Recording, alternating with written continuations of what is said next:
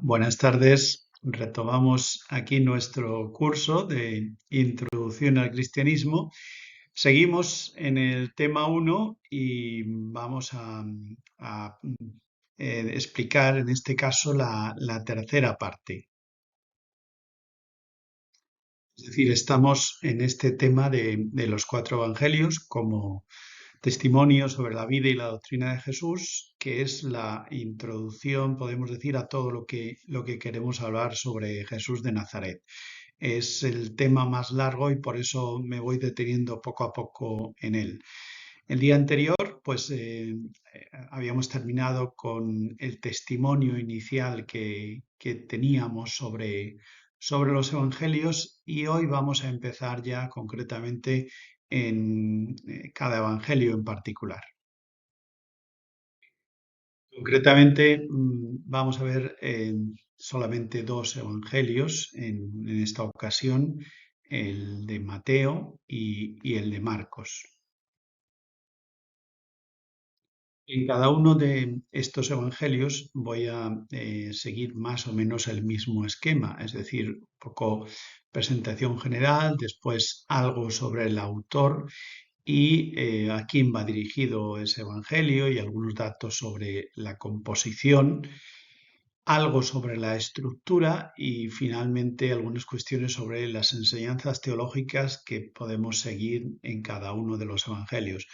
No tenemos que olvidar que cada evangelio está escrito como libro independiente y en su origen fueron relatos independientes sobre Jesús. Es verdad que ahora nosotros nos los encontramos presentados en las ediciones de la Biblia o del Nuevo Testamento todo junto y hacemos un uso prácticamente casi como si fueran un único libro y cruzamos la información de manera que incluso algunos pues han partido de los cuatro evangelios haciendo digamos una síntesis de los cuatro y hemos ordenado casi una vida de Jesús a partir de lo que nos dicen los evangelios. Pero bueno, esos son usos que nosotros tenemos, pero originalmente no es así. Originalmente cada evangelio es una obra diferente y por tanto vamos a estudiarlas así para que, digamos, alcancen todo su valor y veamos bien el contenido que tenían en su origen. Como he dicho, en esta sesión de hoy, pues vamos a ver los evangelios de Mateo y de Marcos, que nos van a llevar un poquito de tiempo cada uno de ellos. Esta es una de las muchas representaciones que podemos encontrar en la iconografía sobre los cuatro evangelistas. Aquí los artistas, especialmente los artistas medievales, a partir del siglo V, pues empezaron a representar estas figuras de una determinada manera. Es una representación que se llama normalmente tetramorfo, es decir, un tetramorfo está, digamos, etimológicamente haciendo referencia a cuatro formas, cuatro elementos concretos de representación. En el origen, bueno, los estudios que se han hecho sobre estas representaciones, pues tienen su origen evidentemente en testimonios bíblicos y concretamente en dos pasajes. En primer lugar, en el pasaje de Ezequiel, Ezequiel 1:10, donde él habla de cuatro vivientes, ¿no? Como cuatro criaturas de cara humana y apariencia animal. Eso es lo que nos presenta Ezequiel. Lo podemos consultar ahí en Ezequiel 1:10.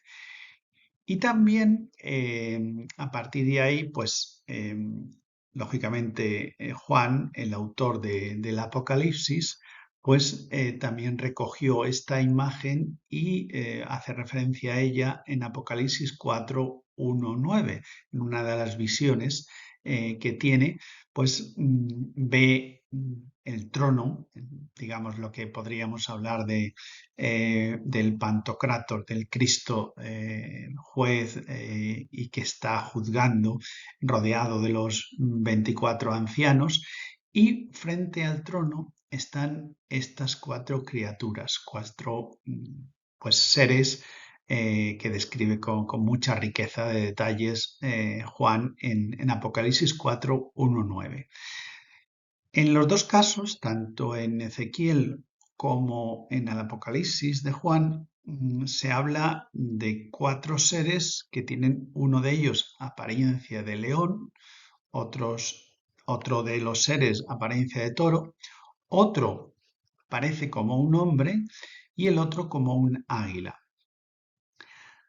A partir de aquí, y debido a la interpretación sobre todo de dos santos padres, se ha asociado estos cuatro seres vivientes a los cuatro evangelistas.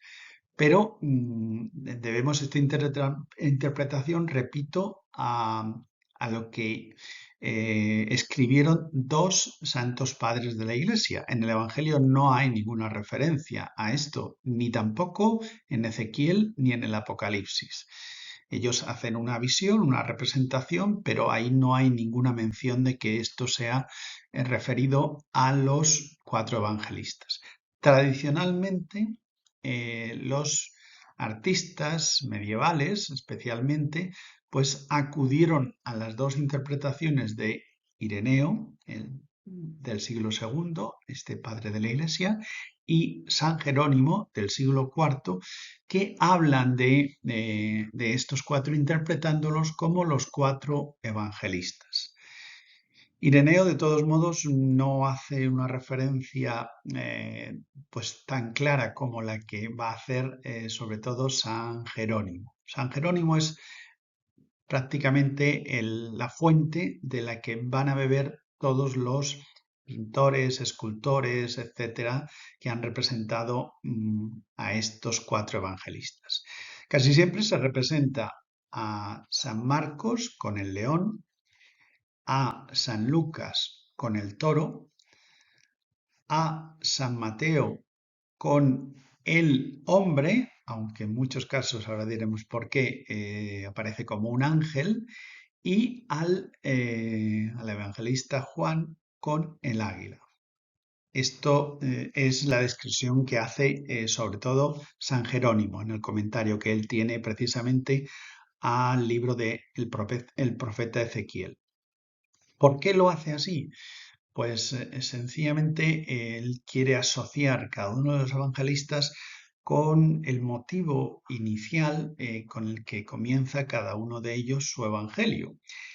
Entonces, Mateo es quien presenta la figura humana de Jesús, especialmente dando mucha relevancia a la imagen de la genealogía humana de Jesús.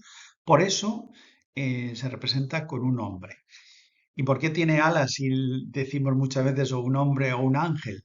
Bueno, pues eso hace referencia precisamente a la imagen de Ezequiel. Ezequiel es quien presenta a los cuatro vivientes con todos ellos con alas, es decir, el toro, eh, el león, lógicamente el águila, pero también el hombre tiene alas, aunque es un hombre, pero tiene alas y por tanto muchos le van a representar casi como un ángel. Sin embargo, el origen sería un hombre, según estas imágenes de Ezequiel y del Apocalipsis, que coinciden las dos en este sentido, ¿no? Y San Jerónimo lo interpreta así, como que Mateo destaca la genealogía humana de Jesús y sobre todo el que él es hombre especialmente y por eso es asociado directamente al hombre con alas. En segundo lugar, Marcos inicia su evangelio presentando a San Juan Bautista, voz que clama en el desierto. ¿Cuál es el animal por excelencia para los antiguos del desierto? El león. Y por eso, de alguna manera, la figura de Juan representaría un león y eso pues nos hablaría de Marcos.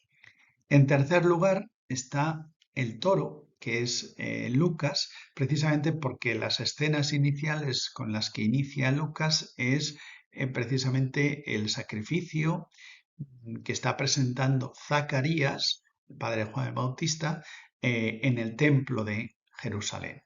Y ese sacrificio, sabemos que en muchos casos el animal típico del sacrificio es el toro. Y por eso se asociaría a Jerusalén, a los sacrificios, el evangelista Lucas. Y por último, Juan es asociado por San Jerónimo, perdón, con el águila, precisamente porque es el evangelista que más se eleva y que más cerca ha visto a Dios. La, digamos, visión penetrante del águila sería pues una metáfora de San Juan.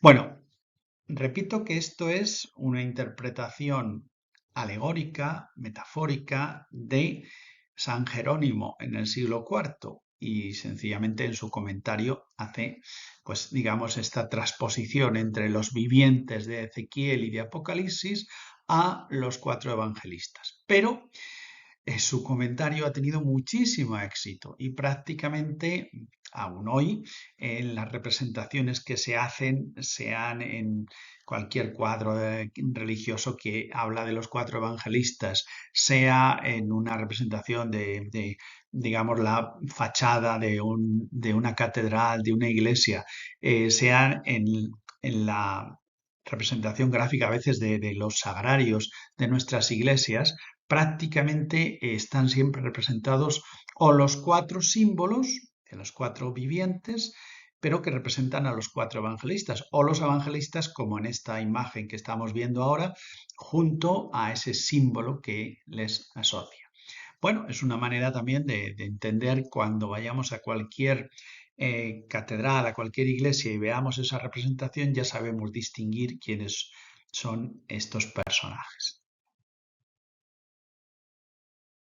Cuando la Iglesia, a partir sobre todo del concilio de Hipona a final del siglo IV, pues determina ya el canon de las Escrituras, pues coloca el Evangelio de Mateo como el primero. Entonces, por eso, bueno, pues y prácticamente en todas nuestras ediciones de las Biblias, el primer evangelio que está colocado es San Mateo. Tradicionalmente se ha puesto ahí como que es el evangelio, digamos, inicial, importante, que da, digamos, inicio a los cuatro evangelios y tiene una cierta primacía. No porque cronológicamente fuera escrito antes, ya veremos las distintas hipótesis que hay sobre el origen de cada uno de los evangelios y la datación en cuanto a su redacción. Quizá fue primero el Evangelio de Marcos, pero vamos a iniciar como canónicamente quiere la Iglesia que este sea el primero, pues nosotros iniciamos también este Evangelio de San Mateo como el primero que vamos a explicar. Aquí le vemos representados con esta representación que hace Caravaggio, que es una maravilla, que está en la iglesia de San Luis de los franceses y que, bueno, pues aconsejo a todo el mundo ir a verla. Allí es la Capilla Contarelli, que tiene tres representaciones de la vida de Mateo. Una es la vocación de Mateo, famosa de Caravaggio, otra es esta, la inspiración de su evangelio, y en tercer lugar está el martirio de San Mateo, así como dio testimonio de Cristo a través de su evangelio, lo dio también con su vida, precisamente con el martirio. Y bueno, ahí se le representa en esta imagen como que un ángel le está dictando prácticamente, con ese detalle de los dedos del ángel, todo lo que tiene que ir diciendo. A ver, el sentido de la inspiración ya sabemos que no es así y que el otro día lo explicaba, que es mucho más una sugerencia de motivos, de ideas, etcétera, pero respetando absolutamente la libertad del ser humano, el geógrafo que tiene que escribir. Y ya sabéis, aquí está representando el símbolo. Caravaggio recoge esa tradición de San Jerónimo de representar el símbolo de un ángel que en realidad sería un hombre con alas, no tanto un ángel. Pues entonces al primer apartado sobre fecha de este evangelio y idioma, etcétera, ¿no? Bien, podemos decir que casi todos los investigadores, los biblistas, los especialistas en el Evangelio de Mateo, están de acuerdo al afirmar que este Evangelio, el que actualmente leemos, ¿no?, en las distintas Biblias, fue escrito originariamente en griego. Eso, pues hay unanimidad en este sentido, ¿no? ¿Y cuándo? Pues alrededor del año 75, vamos a decir. Algunos anticipan un poco la fecha, pero casi todos siempre enmarcan, digamos, la destrucción de Jerusalén del año 70 por los romanos, pues como fecha a partir de la cual se supone que escribiría. Eh, Esto, digamos, hay casi un consenso no absoluto, pero importante, de investigadores en torno al 70, entre el 70 y el 80, cuando escribiría en griego este evangelio. Lo que no impide, os pongo aquí y afirmo, que utilizara en su redacción textos anteriores propios, escritos quizá en hebreo o en arameo. Es decir, hay trazas por la manera de escribir en el Evangelio en griego que parece que indican que hay un texto anterior en el cual se ha podido basar en algunos fragmentos y que una vez traducido al hebreo o al arameo se entiende casi mucho mejor, o se entiende que haya sido traducido así en griego a partir de un texto original arameo. Es decir, es posible que Mateo, en su estancia todavía en Jerusalén, escribiera precisamente para ayuda catequética en la predicación de los primeros apóstoles, un texto original en hebreo o en arameo, la lengua del pueblo, digamos, y que se utilizaba en esa época en toda Palestina. Pues es posible. Y a lo mejor entonces tendríamos que estar hablando de una composición en torno a los años 60, etcétera. Pero como no hemos encontrado ningún testimonio al respecto, esto es una hipótesis que algunos creen que se puede sostener. El caso es que el texto originario de Mateo, que reescribiría después ya en griego y precisamente en su estancia ya no en Jerusalén, ahora veremos dónde, pues sería ya este texto en griego, cuya autoría no se duda que sería de Mateo. Segundo aspecto que quiero comentar es algo sobre el autor y el lugar en que escribiría su evangelio. El autor, pues también podemos decir que prácticamente hay un consenso en que sería un cristiano procedente del judaísmo, sobre todo por los conocimientos que tiene de las tradiciones hebreas, de las escrituras hebreas y del Antiguo Testamento, habría sido un cristiano procedente del judaísmo y que se ha identificado, aunque en el Evangelio nunca digamos, las copias primeras que tenemos en ningún caso hacen referencia a el autor, no viene autor Mateo, no está firmado, no viene de ninguna manera. Pero tradicionalmente se ha identificado como autor a el apóstol Mateo, el que fue llamado por Jesús cuando era Leví, el recaudador de impuestos, Leví Mateo.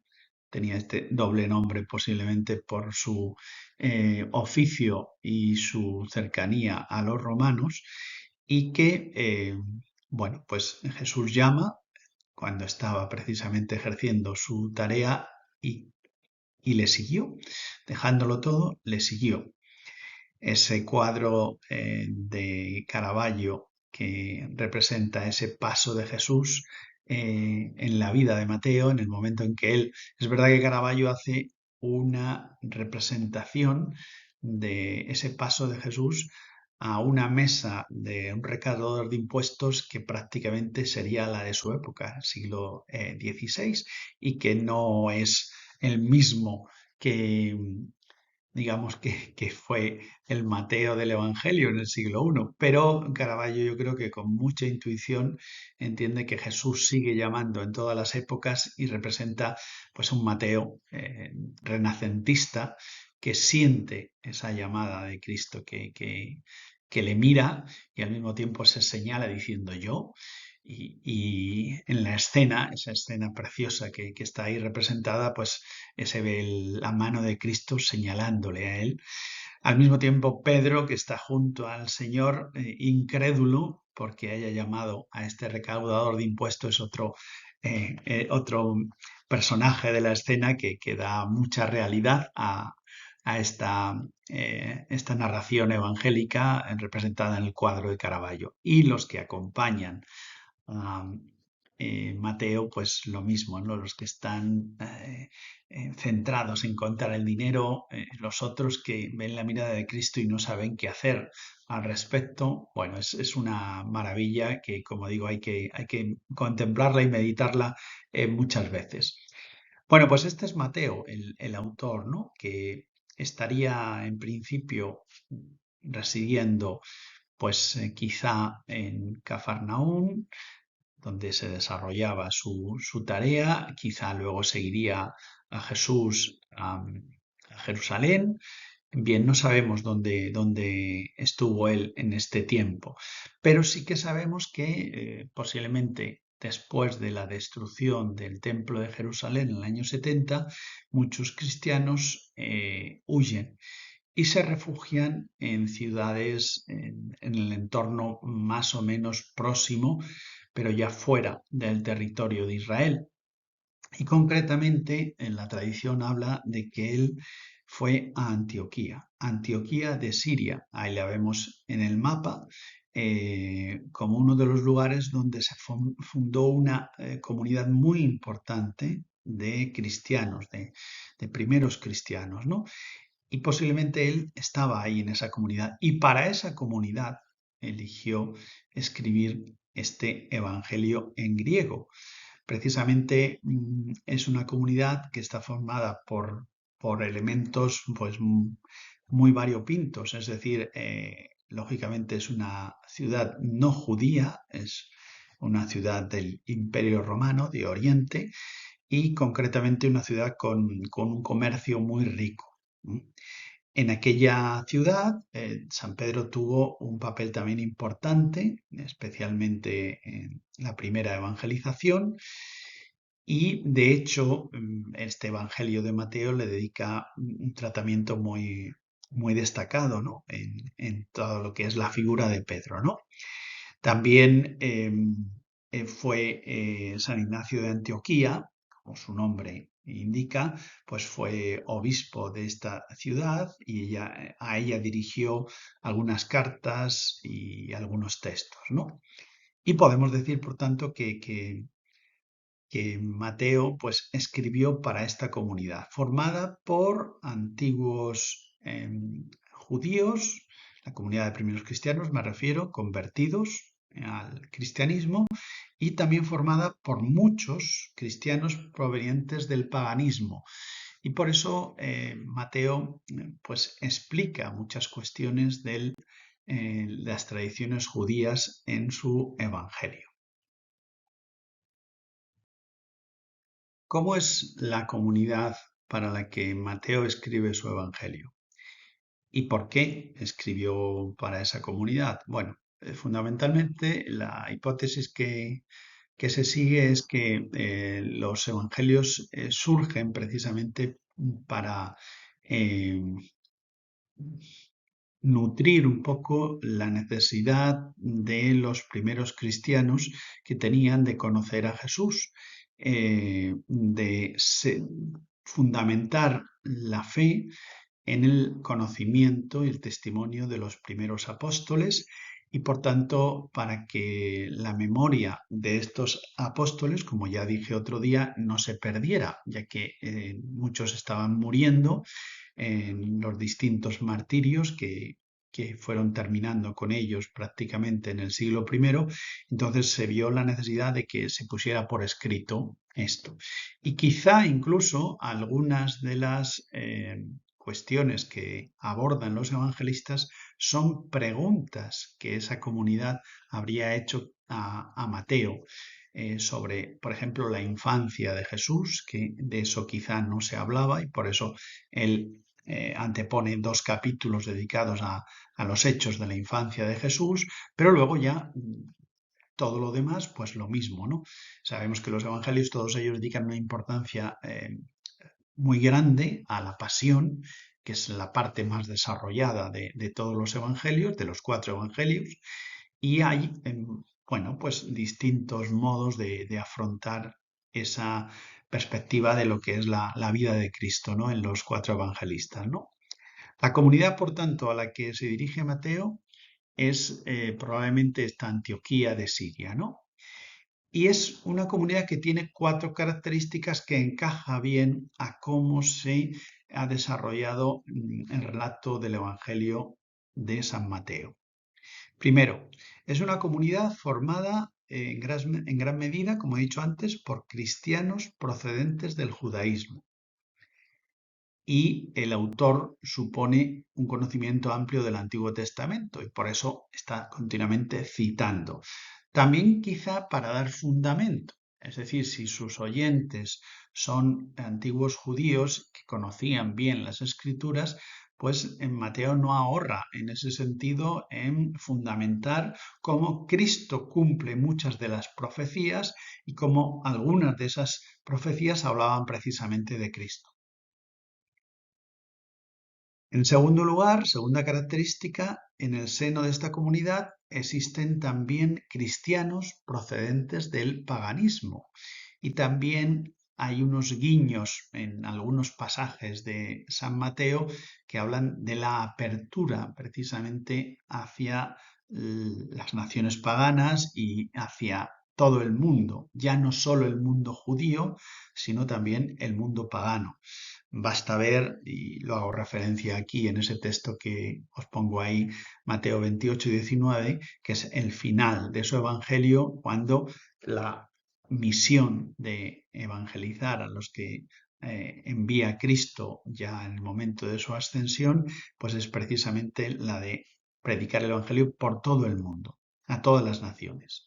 Y por tanto es una llamada, digamos, a extender ya no solo por el territorio de Israel o a las comunidades judías, sino a todos, judíos y paganos.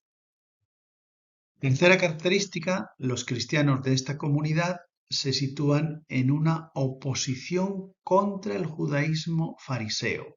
Es decir, es una tensión que ya ha crecido, especialmente en los años posteriores a la resurrección de Cristo. Hay una tensión fuerte ya entre los primeros cristianos y el judaísmo farisaico. Entonces, esto se ve mucho por las controversias que quiere reflejar Mateo entre lo que los fariseos decían de Jesús y sus respuestas. Hay un hincapié muy fuerte, un subrayado muy fuerte de estos temas en este Evangelio. Bien, y por último, la cuarta característica de esta comunidad de Antioquía es que los cristianos necesitan, sobre todo, algunos criterios firmes, claros, basados en las enseñanzas de Jesús para seguir adelante. Es decir, vive una situación quizá no de crisis, pero sí de cierta inestabilidad y necesitan un fundamento claro para su fe y lógicamente eso es lo que Mateo les va a dar con el Evangelio de Jesús. En el cuarto apartado seguimos pues con Mateo, sería las fuentes que utiliza. Es decir, esto siempre son hipótesis. ¿Qué documentos, qué estudió Mateo, de qué se sirvió para desarrollar su evangelio? Puesto que no tenía posiblemente muchos escritos similares anteriores, salvo el que ahora os diré, pues a ver en qué se pudo basar Mateo. Pues sus fuentes, como veis en el esquema que está puesto aquí, son fundamentalmente, vamos a decir, tres, ¿no?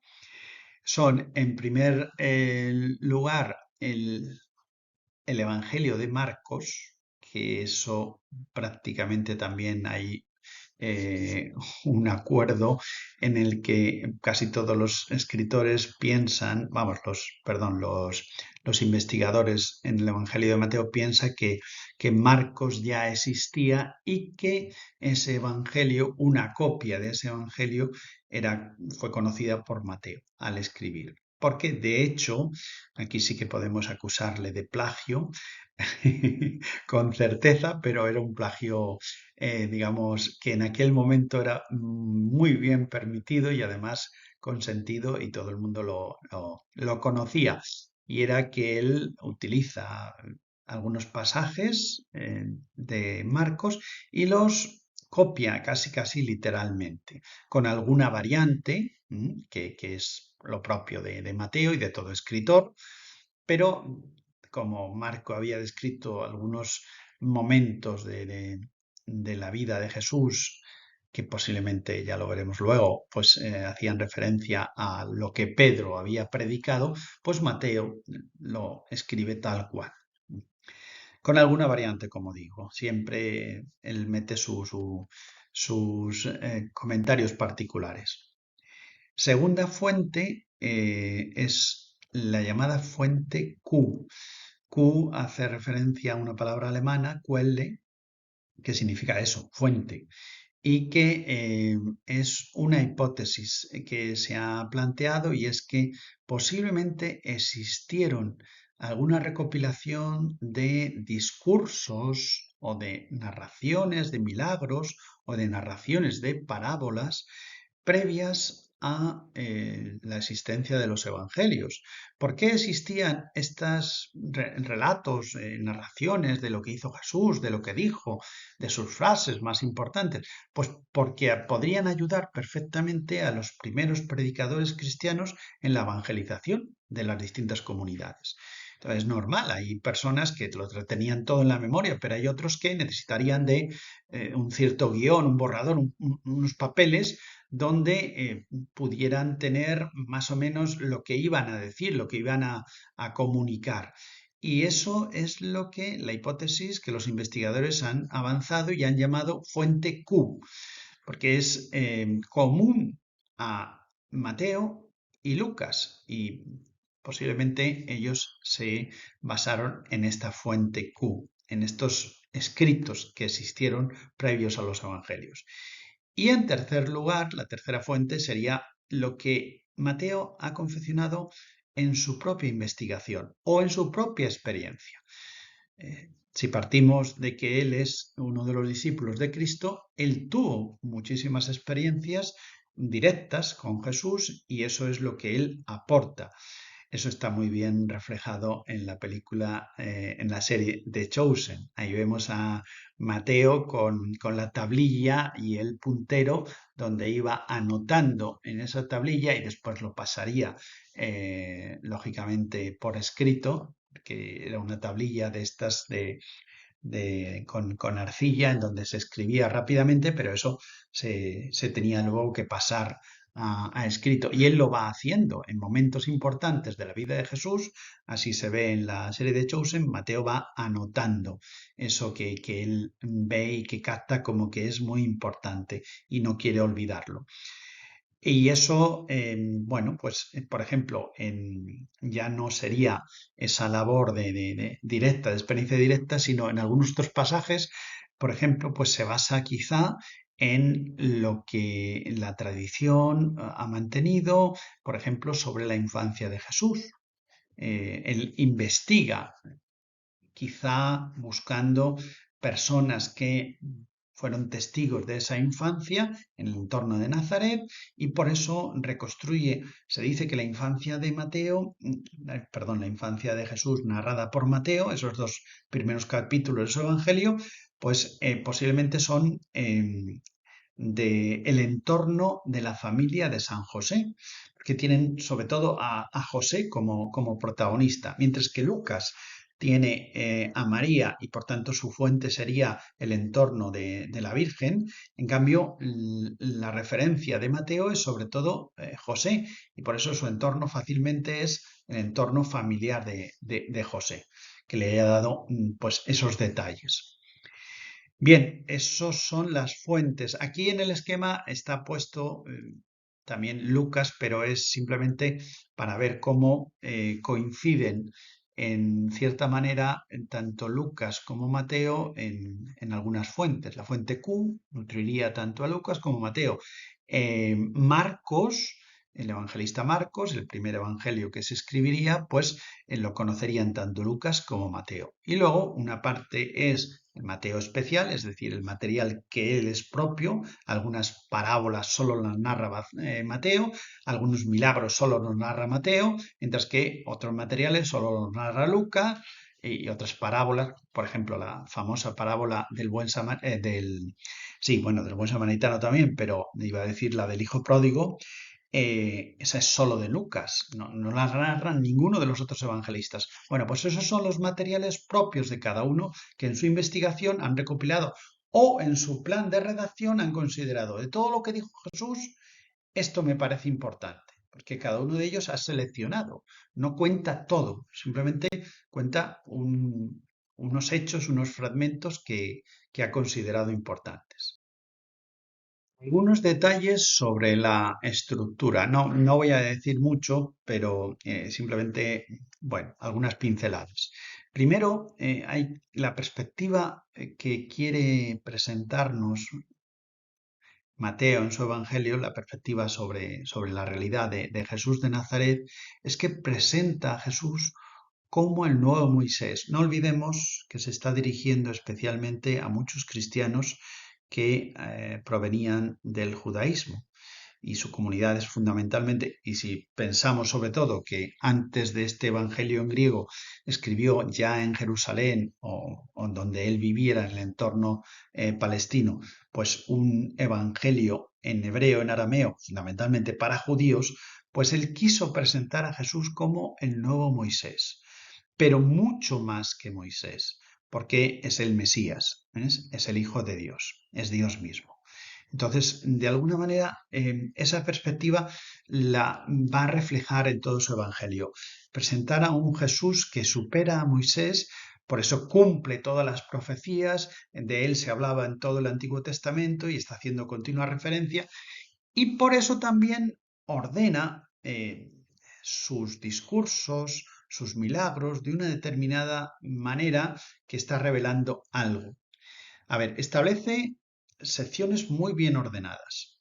Los milagros, conjunto de milagros, no es que los hiciera todos el mismo día, que a veces puede parecer, y dices, bueno, ahora Jesús se dedica a hacer milagros, luego Jesús se dedica a contar parábolas, luego no, sencillamente es Mateo quien de todo el material, como veis, no es un narrador histórico actual, que diríamos en el día 1 hizo esto, en el día 2 hizo esto, en el día 3 tal, en el mes de marzo ocurrió esto. No, él es un narrador catequético, como todos los evangelistas, querían ayudar a la predicación, a la difusión del mensaje de Jesús, pero ordena su material sin preocuparse de que eso nosotros le diríamos en el siglo XX o siglo XXI.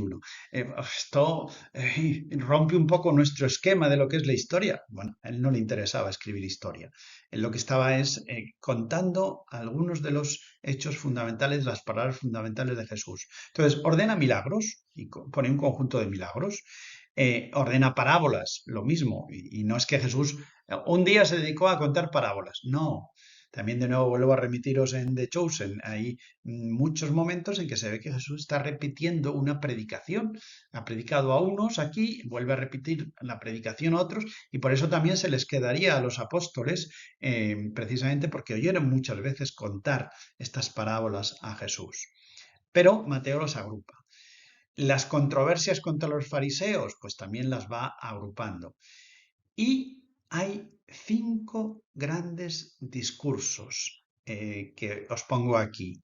En los capítulos 5 y 7 son el discurso el más importante, el del Sermón de la Montaña, el capítulo 10, el capítulo 13, el capítulo 18 y los capítulos 23 a 25, que son ya capítulos digamos, en torno al juicio final.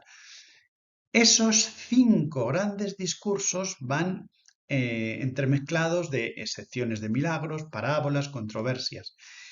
Y algunos han dicho que Mateo quiso ordenar en 5 grandes discursos, haciendo un símil con los 5 libros del Pentateuco, que es la Torá judía, es decir, la ley judía, y que ellos atribuyen a Moisés. Entonces, de alguna manera, él quiso, Jesús es el nuevo Moisés, pero mucho más que Moisés, y por eso ordena en 5 grandes discursos, ¿no?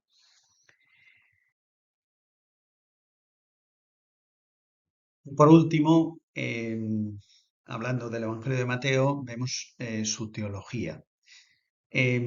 Fundamentalmente, el texto presenta 3 grandes contenidos teológicos. Habría mucho más, ¿eh? Perdonad que lo reduzca todo a una diapositiva, pero podríamos, bueno, como de hecho se han escrito libros y libros sobre la teología de Mateo, lo que nos quiere presentar de Dios. Es la teología, ¿no? Y en primer lugar, el primer gran contenido teológico es que lo que hace es subrayar la relación entre la antigua y la nueva alianza, entre Jesús, que es, digamos, la nueva alianza, el Nuevo Testamento y el Antiguo Testamento. Pero lo hace en un diálogo permanente entre la promesa que se veía en el Antiguo Testamento y el cumplimiento que se da en Jesús de esas promesas.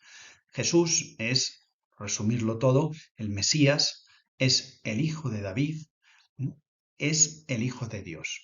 Y en Jesús se cumplen todas las promesas que Dios hizo a Israel. No os olvidéis de la comunidad para la que escribía y que tenía que fundamentar sus dudas de fe de una manera clara.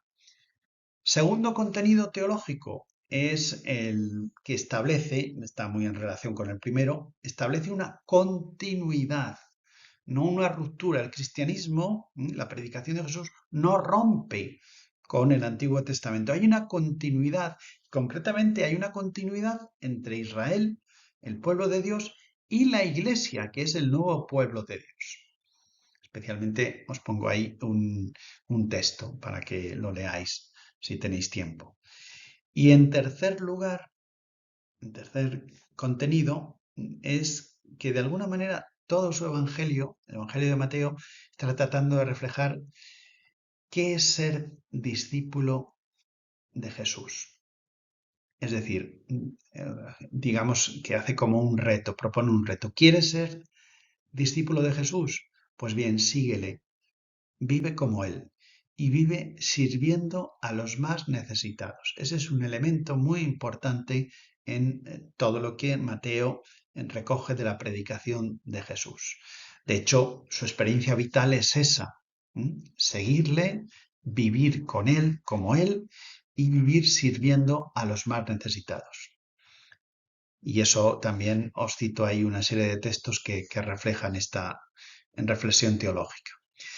Bien, pues hasta aquí, Mateo. Me he alargado un poco más de lo necesario quizá, pero yo creo que era importante. Vamos ahora con el segundo evangelista, el segundo evangelio, que es el evangelio de San Marcos.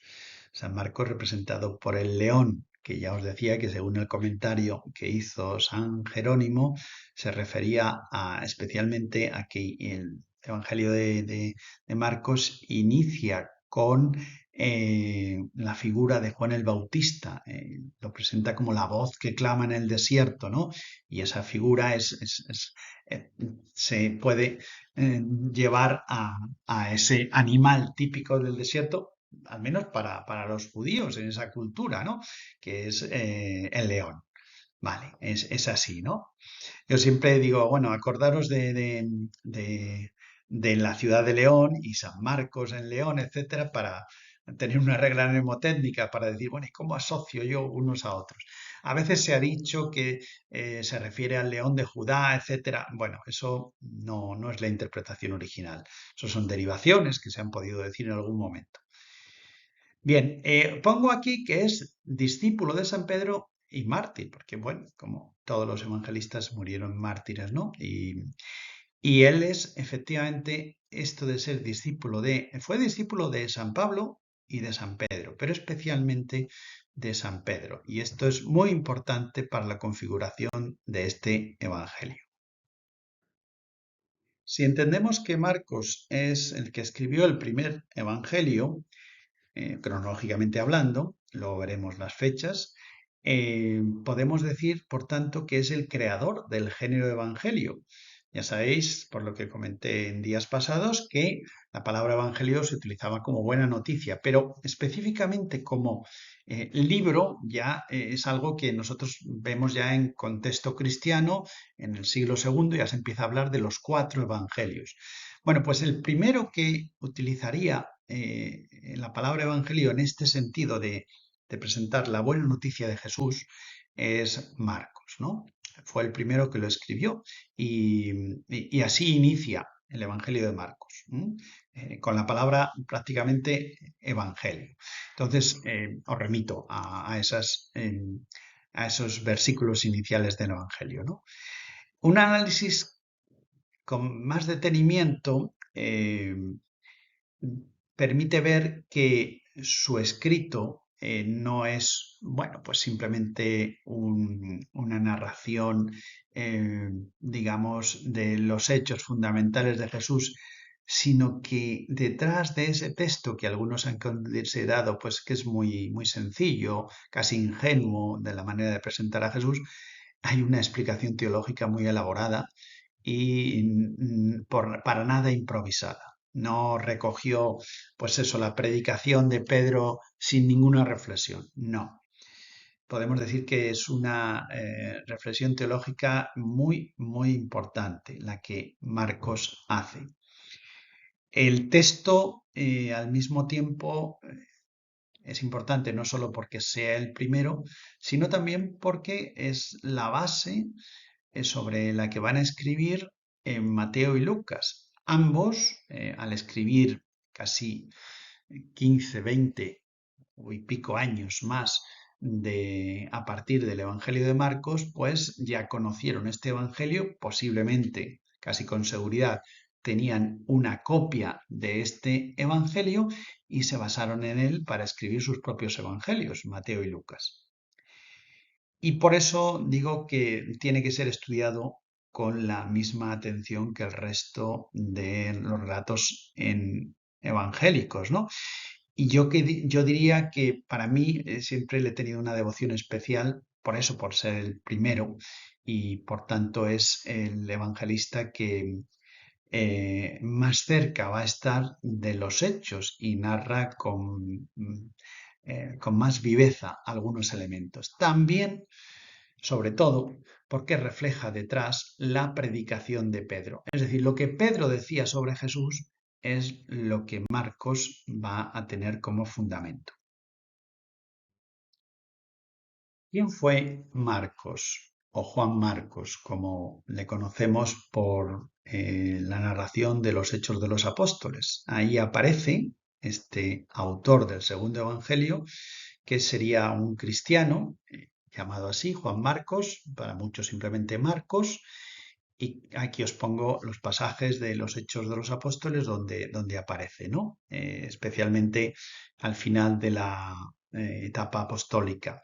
Y aparece como compañero de tanto de Pablo como de Pedro. ¿Cuándo escribió este evangelio? Pues posiblemente en los años, algunos hablan de los años 50, algunos incluso antes, pero vamos a decir años 50, años 60, más bien, posiblemente. ¿Y por qué? Pues os decía, ¿no? Que posiblemente hay un momento ahí determinado de crisis del cristianismo inicial, que es cuando van desapareciendo los primeros testigos.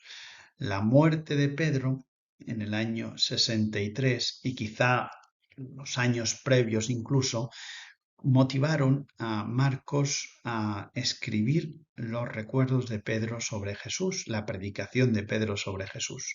Si Pedro muere en el año 63 y Pablo unos pocos años después, los dos en Roma, pues evidentemente eso puede motivar a este autor, Marcos, el escribir cuanto antes para no perder el testimonio de esa predicación.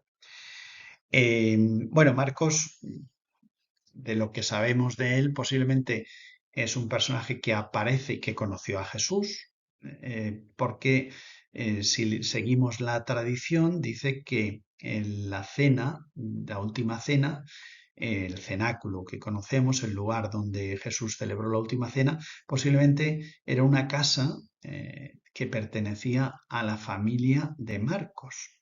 Es decir, sus padres, que habían seguido, eran discípulos de Jesús, como él también, pues habrían cedido gustosos ese lugar para la celebración de la última cena en Jerusalén.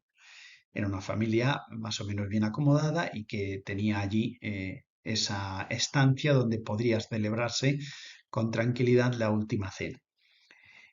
Y es posible que Marcos, pues eso, habría escuchado a Jesús perfectamente, aunque sería un joven todavía, adolescente.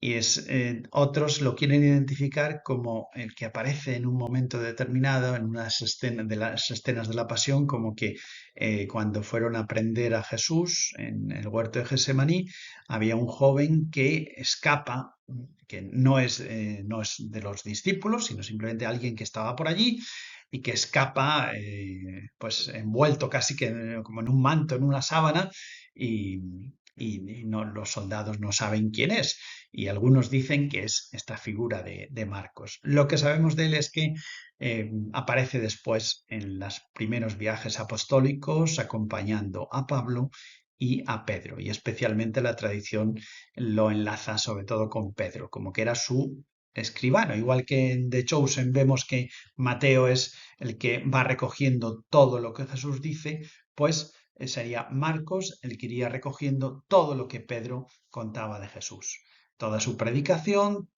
todo lo que él decía de las parábolas, de los milagros, de todo lo que había dicho Jesús, pues Marcos lo iba recogiendo.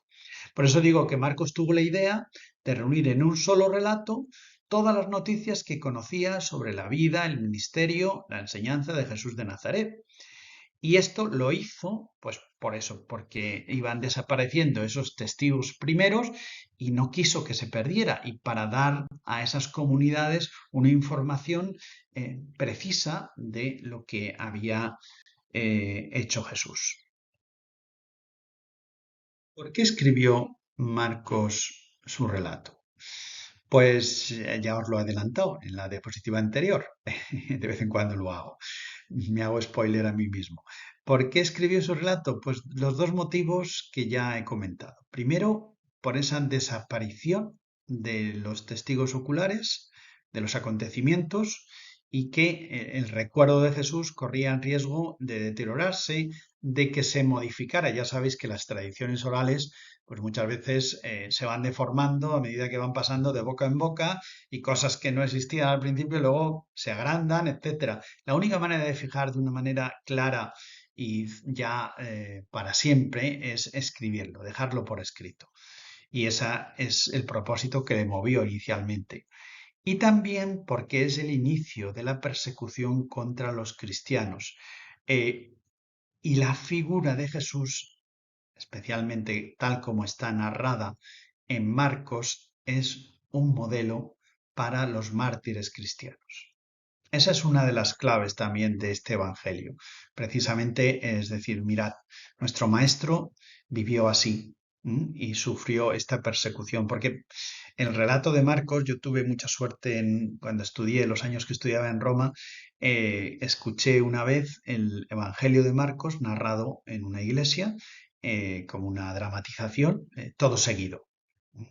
Eh, y es impresionante por un actor, que narraba absolutamente todo, pero de una manera que te lo hacía vivir como si estuvieras allí mismo, ¿no? Y es que tiene esa tensión dramática. Todo el Evangelio de Marcos, lógicamente, termina incluso con las apariciones, pero de una manera que te deja eso, como diciendo, esto no ha acabado, esto, pues igual la pasión, ¿no? Pero es eso, porque él quería fortalecer a las comunidades cristianas que estaban sufriendo su primera persecución, su primera gran persecución en el Imperio Romano. ¿A qué comunidad escribió Marcos? Pues todos piensan que esa comunidad posiblemente sería Roma. Eh, no es una certeza la que se tiene al respecto, pero hay muchos indicios que nos llevan a concluir esto, ¿no? Es una comunidad que tiene algunas características muy peculiares y todo esto lo sacamos de la lectura del Evangelio, ¿no? De Marcos. Es una comunidad de origen no judío. ¿En qué se ve esto? Pues porque Marcos explica a sus lectores las costumbres y ritos judíos. Si fuera una comunidad como la de Mateo, que tiene muchos judíos entre sus miembros, pues no tendría por qué explicarlo, como de hecho no lo hace Mateo y muchas fiestas. En cambio, Marcos sí que lo explica y traduce algunas expresiones arameas. Por tanto, es algo que él, digamos, está dirigiendo a una comunidad que no tiene ese conocimiento de base. Esto es fácilmente identificable con la comunidad de Roma. Es posible que sí que hubiera algunos judíos, pero la gran mayoría eran no judíos. Y además, bueno, hay un autor español, eh, biblista español muy famoso, José Luis Sicre, que escribe unos relatos y unas obras para presentar la redacción de los evangelios. Él hace una novela, Las Memorias de Andrónico, que aconsejo leer porque es muy buena al respecto para saber cómo se recibieron los primeros relatos evangélicos entre las comunidades cristianas, y sitúa al protagonista como alguien que se acerca por primera vez a leer el Evangelio de Marcos y se queda impactado porque ve que en los relatos de Marcos utiliza un tipo de monedas que no era la moneda típica de la zona de Siria o de Palestina, sino que era una moneda extraña que se utilizaba en otras partes del Imperio Romano. Entonces dice, eh, ¿por qué es? Y claro, eso nos lleva a hablar precisamente de esa, eh, digamos, transcripción cultural que haría Marcos para adaptarse a su contexto, un contexto no judío. Esta comunidad, como he dicho, está normalmente localizada en Roma también, teniendo en cuenta la importancia que le da a la figura de Pedro, fundamental en Roma. En la comunidad de Roma, digamos, es la comunidad de referencia eh, de San Pedro. Y la figura de Pedro en el Evangelio de Marcos es preciosa. Aparte de que lo que he dicho es normalmente Marcos se basa en la predicación de Pedro para narrar todo lo que él cuenta en el Evangelio, la figura de Pedro está muy cuidada, está explicada con detalle en lo bueno y en lo malo. Y precisamente eso da indicios de autenticidad, porque Pedro no se callaría en los errores que él tuvo. Y San Marcos lo resalta, porque Pedro lo diría en su predicación, ¿no? Él, que había sido un fanfarrón, pues se dio cuenta y pidió tantas veces perdón al Señor y fue perdonado de una manera admirable, ¿no? Como nos narra después el Evangelio de Juan en esa aparición de Tiberíades. Bueno, la figura de Pedro, por tanto, es en referencia de este Evangelio y eso también nos lleva a la tradición de Roma. Y por último, esta comunidad tiene algunos problemas que el evangelista quiere reparar. Ante todo, es una comunidad perseguida por un judaísmo ortodoxo y también por el paganismo grecorromano. Y esa es posiblemente la comunidad de Roma, ¿no? Es decir, el seguimiento de Jesús lleva a la incomprensión, al desprecio, al maltrato, y es la figura que va presentando Marcos, especialmente del maestro, y para fortalecer a su comunidad. ¿Cuáles son las fuentes? Igual que hemos visto antes para Mateo, tenemos que ver cuáles son las fuentes. Claro, en este caso, si hemos dicho que fue escrito su evangelio en torno a los años 60, pues no había ningún escrito evangélico previo. En todo caso, podría existir ese evangelio de Mateo, arameo o hebreo, pero también por esa época, incluso un poco más adelante, no creo que existiera ninguno. Y él no lo conocía o no da impresión de haberlo conocido. Entonces, sus fuentes son el Antiguo Testamento, sobre todo las tradiciones teológicas sobre el Mesías, que él las conoce bien. También se han visto indicios de que posiblemente Marcos era un hombre culto y que conocería los relatos biográficos de corte helenístico que existían ya en el Imperio Romano, en el mundo de cultura griega. También otra fuente importante, bueno, los relatos biográficos helenísticos sirven de modelo de cómo escribir una historia de un personaje, no le sirven de contenido. Y sí que es muy importante, como tercera fuente, la memoria de Jesús conservada por las primitivas comunidades cristianas, especialmente la de Roma. Es decir, lo que contaba Pedro, lo que otros que habían venido, discípulos huyendo, digamos, de Jerusalén, que posiblemente no solo con el año 70, sino mucho antes, habrían venido a la capital del imperio, a Roma, y se habían instalado allí, pues eran testigos también y posiblemente conservaban esos recuerdos de la predicación de Jesús. Y cuarta fuente, algunos breves relatos escritos, es la famosa fuente Q que decimos, ¿no? Al hablar en Mateo de sus fuentes, de algunos hechos, dichos, milagros, parábolas, colección de el relato de la pasión, por ejemplo, colecciones de dichos de Jesús, de controversias contra los fariseos, pues posiblemente Marcos también las conoce y las utiliza. Bien, y terminamos con dos rasgos de la teología del Evangelio de Marcos, ¿no? Dos contenidos teológicos que se reflejan muy bien en su Evangelio. En primer lugar, y por eso me gusta tanto este Evangelio, lo que más destaca es que nos quiere presentar a Jesús. Es una presentación de Jesús. Ha seleccionado unos cuantos elementos, no todo lo que vivió Jesús, simplemente unos cuantos elementos para presentarnos a Jesús como el Mesías, el Hijo de Dios. Y es un retrato, una imagen que va poco a poco pues desvelando. Es un Jesús misterioso también y que en muchos momentos va diciendo en el Evangelio de Marcos que no se lo digáis a los demás, esto mantenerlo en secreto, ya lo diréis más adelante, etcétera. Pero digamos, eso es una tensión también que va creando el evangelista para irnos presentando esta figura de Jesús que se revela en plenitud precisamente en su pasión y en su resurrección. Y segundo contenido teológico importante, cómo es o cómo debe ser el discípulo de Jesús. Dos o tres detalles, ¿no? Ha sido elegido por Jesús para que esté con él y para enviarle a anunciar su mensaje. Estos son los tres rasgos fundamentales del discípulo de Jesús. Elegido por él para que estemos con él y para predicar su mensaje. Pues hasta aquí. Me he alargado un poco más de una hora, pero espero que haya merecido la pena. Nos vemos dentro de una semana.